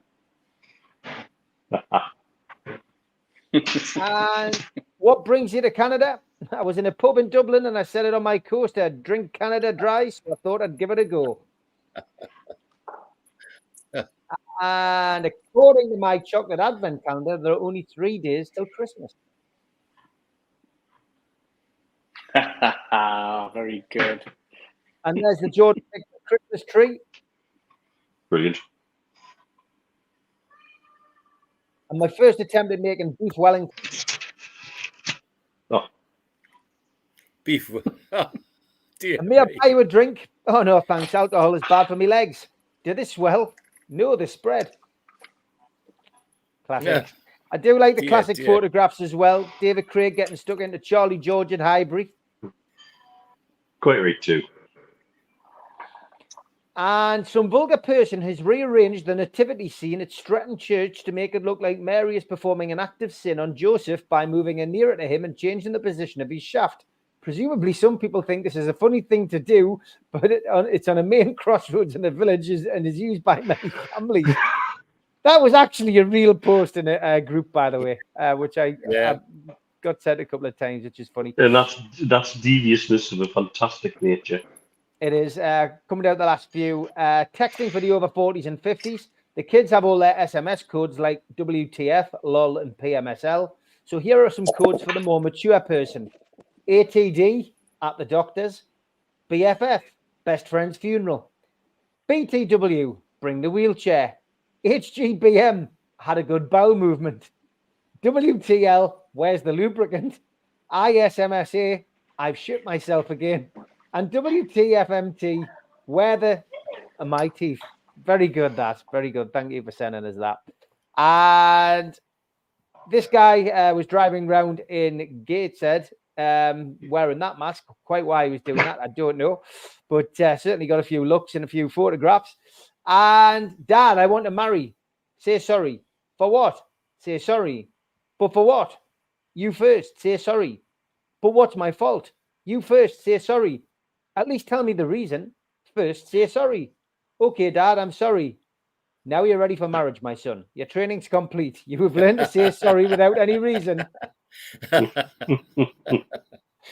And I don't want to be a grass here, but sorry if it comes across like that. I think the owner of this car needs to know its dog took the car off to McDonald's drive-thru the other day to get some food. I expect also took the bank card to pay for it. He drove really well. I've got no issues with the driving, but not sure if the insurance company would cover the dog driving. And this one was after the Chelsea one. Thanks, Paul Foster. This was brilliant. Mrs. Cundy, Little Cundy, Big Cundy, Nana Cundy, Grandad Cundy, Uncle Cundy, Auntie Cundy, Annie Cundy. Your team took one hell of a beating. Very good. And this one was from Mark. Anyone going, he says. Welcome to Titusville Fingering Festival this Saturday, 11 a.m. Oh, God. And taxi rank, bus surprisingly fragrant. And it is time. Anyone who's been to a Wetherspoons toilet will appreciate this one. The toilets in Wetherspoons from No Context Brits. And here's your top 4. Stuart Little found dead this morning. This guy was easily placed on the tube, wasn't he? Oh, God. Yes, I'll not do the accent. And Ian Hull, if Mona Lisa was alive today, that's number 2. And we lost a true great this week. Rest in peace to her. I mentioned her earlier in the week. Rest in peace, Sticky Vicky. That is your tweets of the week this week. Keep them coming. I'll feature some more next week.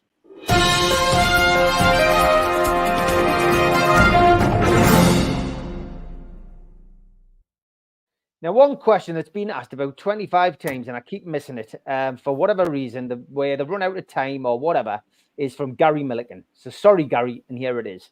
I'm going to ask, he says, for the third and final time, Who does the panel want in the third round of the FA Cup? George? Who do I want? I'm going to be brutally honest and say anybody out of the Premiership, because I want to make quick progress.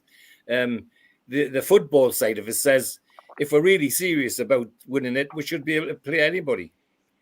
But the greedy little duck inside me says, well, let's have a nice easy one for the first one and get it out of the way. The trouble is we've flopped at easy ones before. Don't want to happen again, but it's not likely to happen with this current squad. So yeah, anybody out of the Premiership would do me nicely. Okay, Sunderland at home for me. Steve? Sunderland or Borough. Either or. Not bothered. Take them both. In fact, we play them both on the same day. We could beat them both.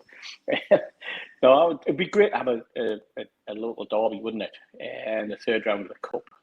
I wouldn't want the local derby in the sixth round of the Cup because I would hate to think that Middlesbrough or Sunderland had managed to get to the sixth round alongside with.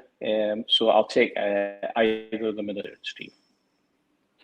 Paul Ferguson says, how about Luton away so we can get a bigger allocation of tickets? That way another 12 fans can get in the away end. Very good, Paul. Very good. Mitch?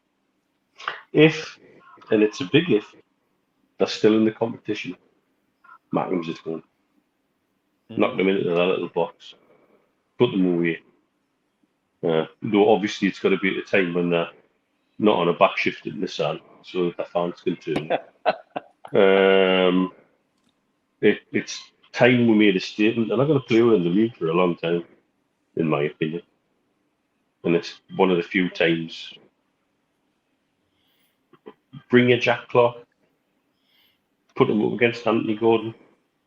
Let's see. Because we all know what will happen.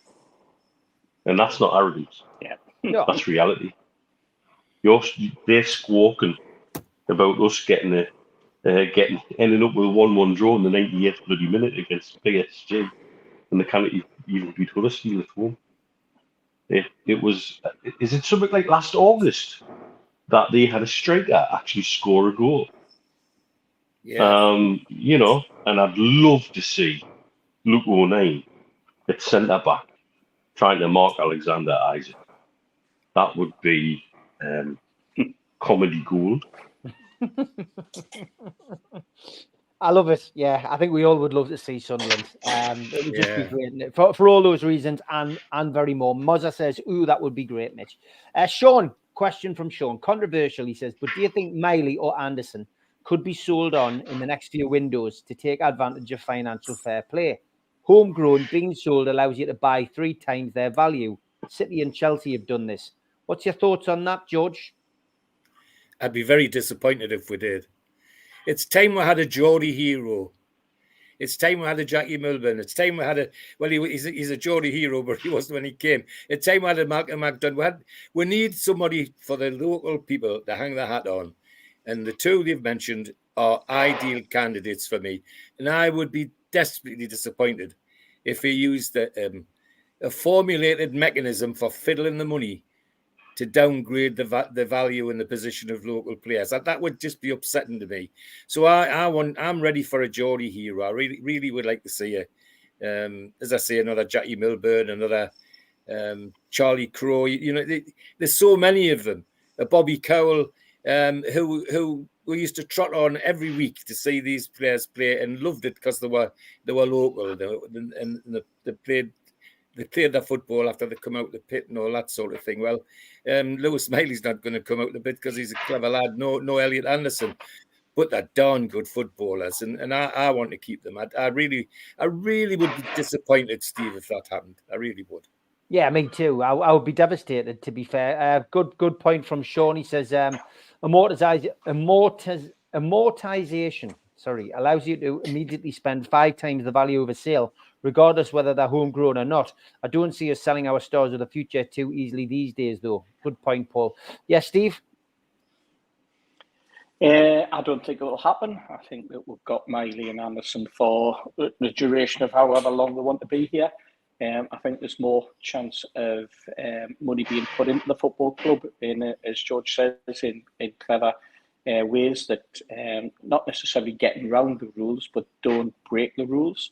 I think that's the sort of growth that could come with Newcastle United, and I think that's where we want the likes of Peter Silverson to grow some more in terms of the commercial aspects of the football club, because again that will bring money in and negate the fact that we would want to or need to sell on a player of Miley's talent or Anderson's talent.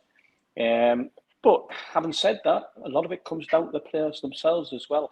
You just look at Man City, you know, what's happened there, where, you know, youngsters have moved on, not because the club want them to move on, but because the players themselves and their agents and their family, and the players themselves in terms of wanting to get first team football that are not guaranteed.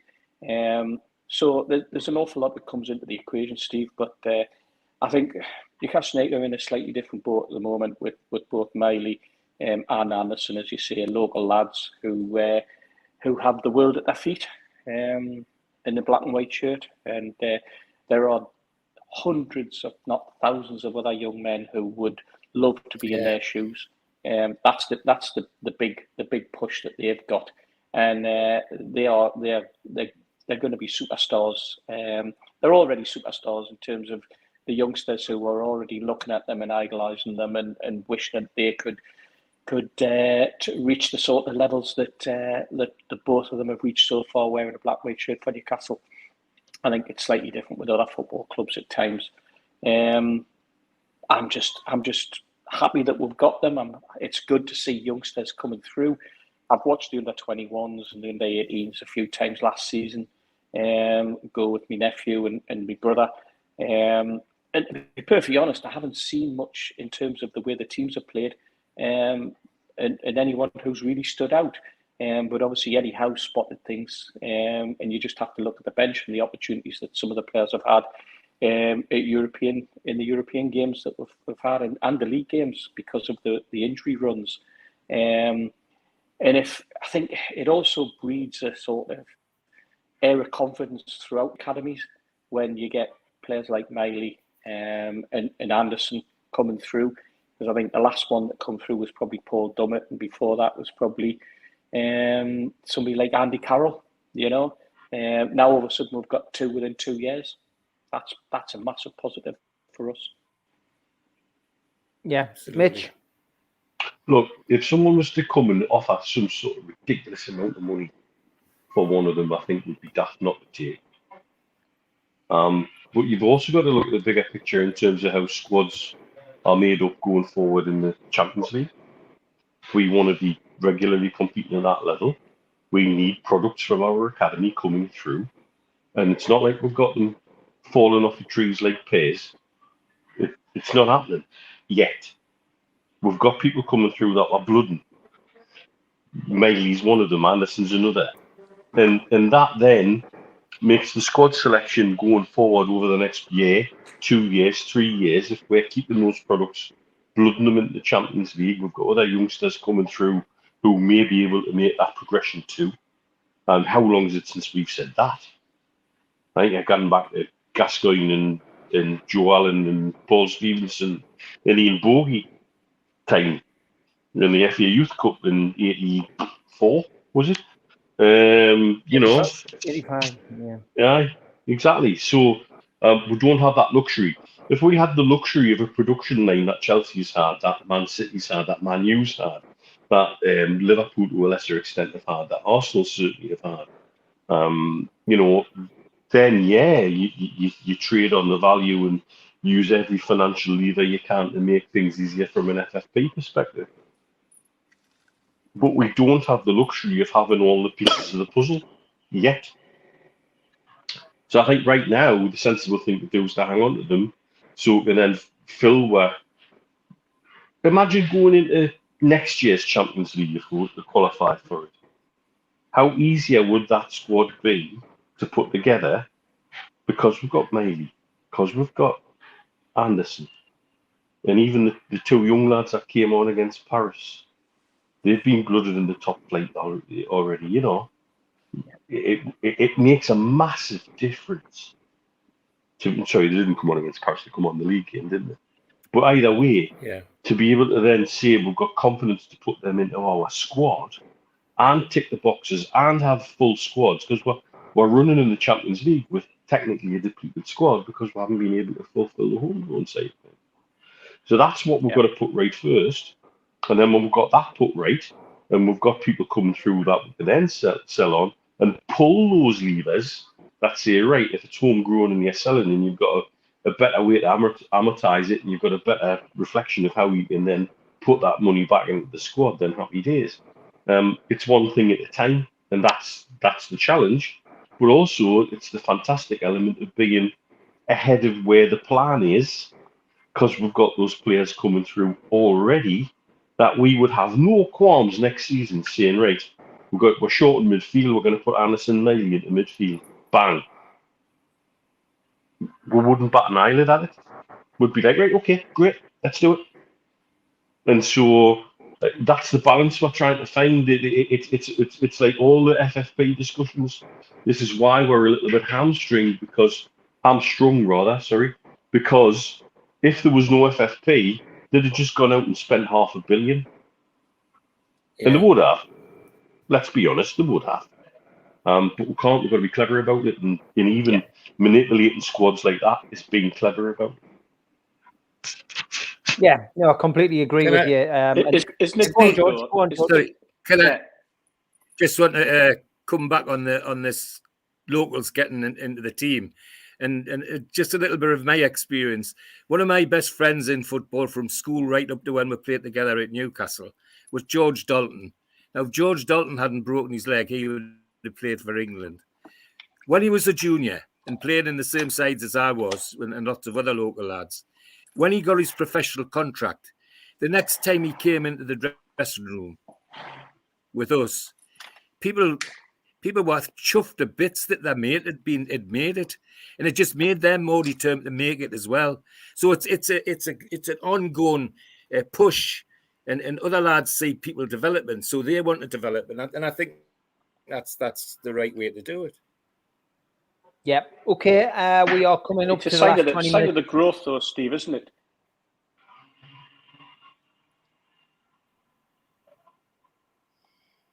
Go on, Steve. There's a delay. That's why I'm pausing.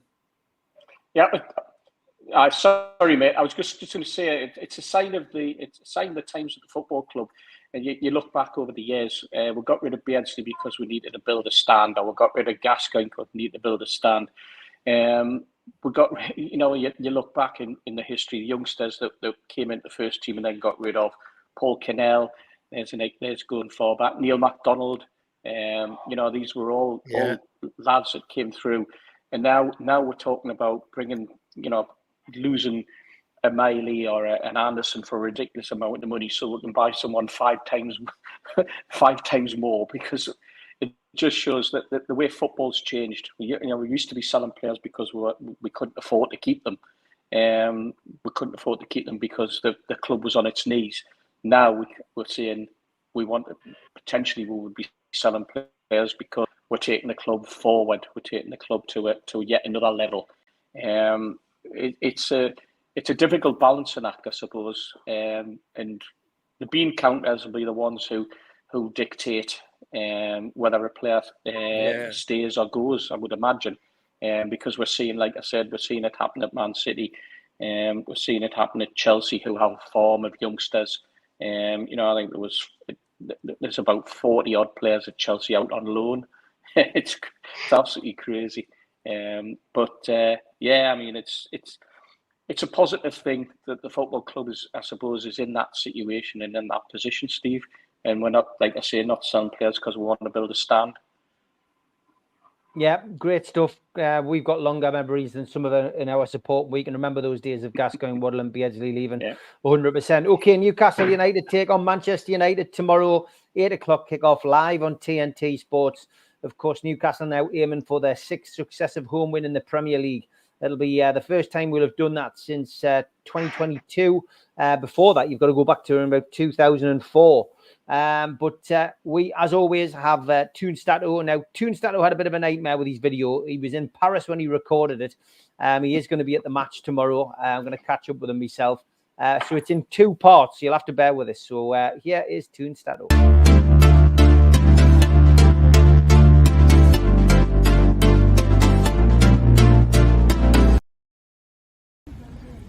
Hello and greetings from Paris, from the Jardin du Luxembourg. We return to the Premier League tomorrow against Manchester United.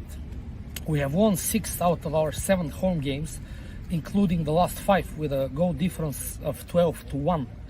At the same time, Manchester United have won their last 4 games away from home. What is peculiar is that Manchester United haven't had a draw in the Premier League for 20 games. They have won 13 and lost 7. The last time they went 21 without a draw was back in season 1893-1894. At the same time, Newcastle last season registered 2 clean sheets against Manchester United. The last time we did these 3 games in a row was back in November 1897. I found a peculiar stat regarding Manchester United under Erik Ten Hag. They have failed to win against a top 9 side away from home in 10 consecutive games. They haven't done so under Erik Ten Hag. Overall, Newcastle have lost only 3 home games in their last 27 games, including 2 at home to Liverpool and 1 to Arsenal. So it's going to be a very tough game for both sides who played in midweek, but let's hope we continue our nice run of form against the Red Devils and we can cause some more misery into the camp of Erik Ten Hag. Great stuff. There's something very Russian spy about the way that he filmed that in Paris. But the owls fly low over the Urals at this time of year. In a more Paris Gorky park, Park than Paris. I was going to say in a park like James Bloody Bond, wasn't he? It was, yeah, it was brilliant though. Thank you as always, Andre. Elliot Anderson, Barnes, Botman, Byrne, Longstaff, Murphy, Target, Willock, Wilson, all unavailable. Sandro Tonali, of course, suspended. Emil Kraft and Matt Ritchie are available after being eligible to play against PSG in the Champions League. Don't forget as well, to compound our misery, Kieran Trippier and Jamal Lascelles are both now 1 booking away from an automatic ban. So just at the wrong time of the season for us. I know. Manchester United, well, Marcus Rashford will be available for selection. He was serving a 1-game European ban in midweek. The good news, I guess, for Newcastle is that Casemiro misses the game. Christian Eriksen misses the game. And I think to a lesser extent, Mason Mount. Newcastle, of course, 1-1 draw against Paris Saint-Germain was their last game. Manchester United 3-3 against Galatasaray. They were 2-0 up in that game. Onana, the goalkeeper, had a bit of a nightmare. When we had Melly Barnes on the show earlier this week, he was singing Onana's praises. I genuinely, every time I've watched Manchester United play, he's dropped some kind of clanger, and he dropped 2 clangers against Galatasaray. So I hope he is in goal, to be fair. Andre touched on it on the results side of things. Manchester United, of course, lost their first 2 games away. That was 1 to Spurs and 1 to Arsenal. The 4 wins they've had against Burnley 1-0, Sheffield United 2-1, Fulham 1-0, and Everton 3-0 away from home. They've lost 2, and as Andre mentioned as well, they haven't drawn any games this season, so obviously haven't drawn any on the road. They've had a couple of few clean sheets in the last few games. 280 minutes of play. They haven't conceded a goal, so it's a difficult one to call this one. But I personally think this is going to be a positive result for Newcastle. We'll come to that in due course. Robert Jones is the referee. This is his 3rd game in charge of a Newcastle game this season. He was in charge of the 1-0 Premier League loss at Man City, the 3-0 win at Old Trafford. So mixed bag with Robert Jones as referee. Michael Salisbury is on VAR. Don't talk to us about VAR, not after this week. So George, this game, I always look forward to it. Manchester United, big game. Great. It's always an exciting game for Newcastle fans to get to. There's something exciting about it, I guess, as well. It's an awkward kickoff time, 8 o'clock, but we bow to the TV rules. It's what we've got to play with. But I think a lot of people will be on an all-day session tomorrow. I think Dad Gadushi may well get the atmosphere that he was talking about last week, and he'll get it in abundance tomorrow night. I just hope it doesn't go in his direction. That's the only thing. But never mind. No, you can't help but get excited about Manchester United. Love them, I hate them. They're a team. They're a team to beat and to have a go at. And similarly, they want to do the same with us. So it always makes for a fascinating duel. Some great games over the years between and some fairly exciting stuff with players as well. Who can forget Roy Keane slapping Shearer's face? And nobody's not going to tell me that Shearer didn't goad him into that. But yeah, I mean, just fantastic. And other things as well is people get really head up about certain things. I remember we went to was it the Cup semi-final at Cardiff, Neil, against Manchester United, and the furore when it came over the TV screen that Nicky Butt was in the Manchester United dressing room. Oh dear me! I thought people were going to pull the bloody stand down because they were so upset. But that's the kind of thing that happens. I mean, the lad had played for those other lads for 20 bloody years. What was he going to do? You know. But it just generates sheer excitement, sheer madness, and you just want to be part of it. That's the other thing, and I think it'll be an exciting game tomorrow night. I've no doubt about that. Do you want a prediction, or you're keeping that for the end? We'll do that at the end, George. We'll do that at the end. Okay. Right. Steve, always a big game, Manchester United at home. Yeah, absolutely. It's always a game that you want to win as well.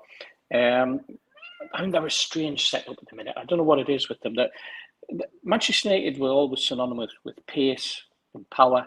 They always played at a fast and furious rate. You could go back to the Hill and Koppel as the two wide men with Pearson up front. Then moving forward, they've always played the game in a particular style, and yet they don't seem to have any style at the moment under Ten Hag. They seem rather pedestrian, and they seem devoid of ideas at times. He said there that they haven't conceded for a while, yet defensively they seem to be all over the place when I've seen them playing. The performances that they've put in, they've had some great wins in terms of picking up points, but the manner in which they're winning those games is really, really poor. And yet Newcastle United are playing with style, with panache, with movement, with togetherness, teamwork, team spirit, organisation, everything that you can think of on the positive side. But you don't see that with Manchester United at the moment. They just seem to be going through the motions and picking up points as they're gone. I think they're actually the form team in the league as well, believe it or not. That again, very, very surprising when you appreciate what we've seen. So it's going to be a fascinating duel.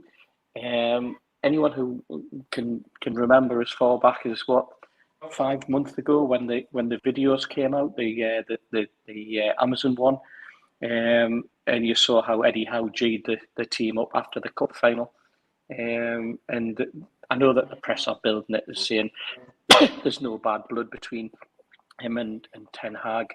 There's no animosity or anything like that. But I think Eddie was hurt by some of the comments, and I think that he allowed his team to go out and do the business to Ten Hag's team, and I think it'll be exactly the same tomorrow. I think he's going to go into the game with the same mindset. He's going to have his team going into the game with the same mindset. And I think after that performance that they put in contrast to the performance that Manchester United put in against Galatasaray, I think they were actually 3-1 up as well, Steve, as well as 2-0 up. But I might be wrong because when it comes to the time the game was on, made it difficult to catch here. But it's a game that we always relish because it's a game that we always want to win. They're one of those teams that you always want to do over, and history shows that we have over the last few times that they've turned up at St James's. We've seen they had the hex on them. I bet they're wishing that they had Phil Jones at the back we're wishing they had Phil Jones at the back, if you remember that. Absolutely. That dive and header that he put in for the own goal. You know, they're still persevering with Maguire, who's turned into probably one of the most successful players this season, despite the brickbats that he gets. Lindelof still playing for them. Rashford, I think, scored a penalty last weekend. He was given the ball, and I think that was only his second goal of the season. So it shows you that all is not well at Manchester United. So it sets us up nicely for really just turning them over, Steve. Yeah, George, I don't think you saw the message on the screen there, but George Dalton's nephew, Lee, is in the chat. He says, I've got loads of stuff you'd love to see, contracts, photos, signing on forms. I've showed George a few videos you mentioned them in. Yeah. How lovely. That's So I don't really know whether, nice. I think he's Really wanting to get nice. in touch with, I think he's wanting to I get was in going touch to say, with you, Lee, get in touch with Steve, and he put you in touch with me dad. And I think that's probably the easiest way to do it, isn't it? Yeah, no problem. No I problem. mean, George and Neil are both on Twitter. Jody Dentist on Twitter, or George Mitchell on Twitter. But you may be best going through Jody Dentist on Twitter first. I would have said, if you're not on Twitter, Lee, just give us a shout via the website, nufcmatters.com, and John will pass the details on to me. And that's probably the best way. Just for Lee's benefit and all the others, his uncle was a fantastic lad. Deserved what he got. Just very unlucky to get that broken leg. Otherwise, he would have played for England. Really great lad. He's got the message, so he's going to get in contact with somebody in some way, shape, or form. But that's great. Thanks for reaching out. Thanks for reaching out, Lee. Yeah, just the same to you, Mitch. Really, this game, Manchester United, it was a game that was built up, of course, in the 90s because of Newcastle going backwards and forwards with Manchester United in the league. But yeah, this is always an exciting game. Yeah, and I'm going to use a word about Man United that I don't think I've ever been able to use. Vulnerable. They're vulnerable. There's things there to exploit. All is not well. Yeah. If they put Onana in goal and stand by him, and I think if Ten Hag doesn't, that's the end of that lad's career at Man United. I think he's got no choice but to stand by him. And I would say to all of our players, Trippier, Shaw, Bruno, Miley, Joelinton, Gordon, Almiron, Isaac, shoot on sight, put them under pressure. Doesn't matter whether it's from 18 yards, 20 yards, 10 yards. Warm his gloves and see what happens. Because he looks like he's able to control that football as somebody on B wing with a bar of soap in the showers. And he looks like he's just he's a goal waiting to happen. And we have to take what we can do with the high press we use, with the high energy that we use, to put it at the feet of the people who can take shots at goal, and let's expose him for what he is. At the risk of sounding like Brian Clough or Tomaszewski, the guy's hardly covered himself in glory over the last few weeks. And Roger's right. He could turn round and pull out the man of the match performance, stop everything from his fingertips to his arse to his dick end. But at the end of the day, he's there to be got at. And the defence is worried about him. I saw a Man United fan on Twitter today trying to defend him and actually saying that if you look at his stats, he's stopped one of the most third or fourth percentage about shots and stuff like that. So the vulnerability is not just him, it's what's in front of him. They've got a midfield who love to go forward and seem unable to cover their back four. They've got an unsettled back four that seems to change every week. Full-backs, centre-backs, what have you. There's no continuity. I've never known a Man U side that I couldn't look at and say, right, that's their best 11, that's what they put out against us. I've got no idea what 11 they put out against us is. And I've never seen a Man United side so vulnerable. And we've proven this season, time and time again, if you have a vulnerability, we can exploit it. And I think that's what we've got to go into this game with the attitude of, is that there to be had. What have we got to fear? We put 4 past Chelsea last week. Yes. We've gone to Paris and conceded a 90-odd minute equaliser from a dodgy penalty. They were 3-1 up at Galatasaray and managed to fuck it up. You know, it's different levels. Who's the embarrassment to English football in the Champions League at the minute? Well, looks like they're sitting bottom of their group and not likely to progress. We're not. We've got to fight this chance in the group of death. So what have we got to fear? This isn't Fergie's Man United. This isn't Fergie's Man United with a pretty much settled 13 or 14 that were all quality, who we've basically on occasion just bended the knee to and capitulated. These are vulnerable. We can go at these. Let's go at them. All right, I'm going to make a prediction of 2-0. What is the dice? What does the dice say, Mitch? Oh, the dice, which is here, says, hello, down across the floor. Has the cat jumped from Steve's house into your house? No, the dice says a penman. 3-1. A penman. And what do you say, He'd Mitch? be very happy. Me, 2-0. 2-0, same as me. Steve, we've gone by 2 goal margins. What about you? 3-0. 3-0. Okay. And George? 3-0. 3-0. Can I just say about the goalkeeper? He reminds me of the Chelsea goalkeeper from last week. That sooner or later he was going to make a mistake, and he did. Well, he will tomorrow as well. Saturday as well. All right, I'm going to finish off with this lovely music.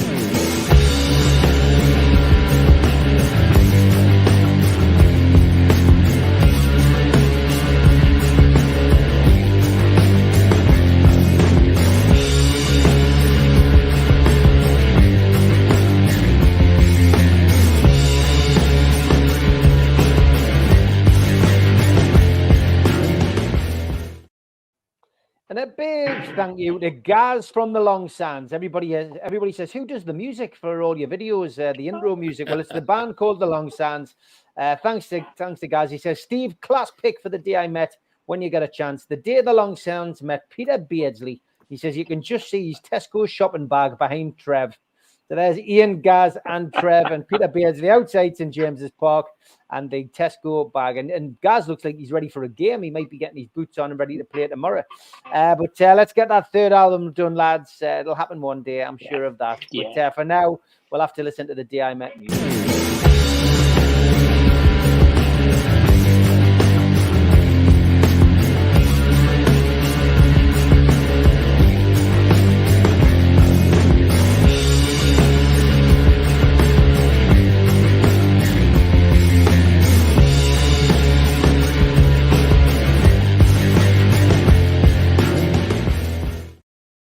And that's it. Another Friday is 2 hours has passed in the blink of an eye. And I am back at 9. There's the cat.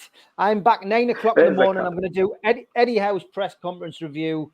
And I'm going to do a little bit of a Q&A like I did last week for about 45 minutes in the morning. If you want to join us about 9 o'clock, come and join us. On Sunday, we've got an early start as well. I think we're doing 9 o'clock in the morning, I think we said, for the professionals. Monday, the fans forum next week. Just a little heads up for you, because I know you guys like to plan your week. Tuesday and Wednesday, I've done pre-records. We'll have those were the days, which is George looking at 95, 96. Ben Jacobs and I have recorded a really good podcast today that goes out Tuesday. Those were the days Wednesday. Thursday, Supermac and Gibbo will be on Thursday morning. And then it'll be a pre-recorded Amigos next Friday, because I am away again on the Friday night. So that's your week. Enjoy your weekend. Let's hope it's 3 points. And I'll see you 9 o'clock in the morning. Take care, guys. Good to see Cheers, you, everyone. Good to see you. All the best.